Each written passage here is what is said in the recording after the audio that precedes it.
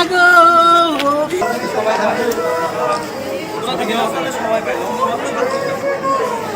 ও beta কি করলাম beta.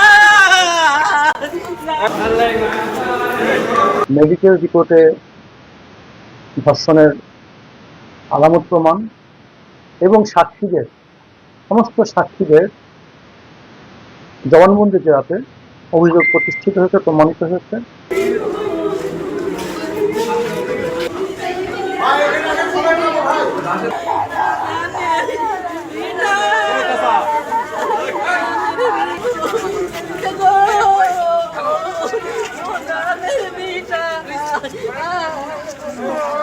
আমিষাকে ধর্ষণ পরবর্তী হত্যাকাণ্ডের ঘটনা নিয়ে সারা দেশে যখন একটা উদ্বেগ পরিস্থিতি, বিচার বিভাগ,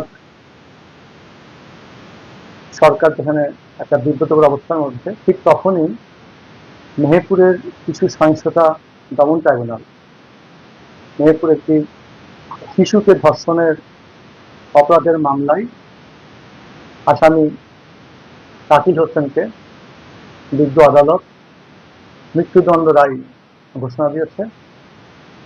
সেই সাথে ৩ লক্ষ টাকা জরিমানা, অনাদায়ে আরো 1 বছর জেল। এই রায় ঘোষণার মধ্যে দিয়ে এদেশে শিশুর প্রতি যে সহিংসতা সেটা রোধ এবং শিশুর সুরক্ষায় এই রায় অনেক ভূমিকা রাখবে এবং অপরাধীরা শিশুদের প্রতি যে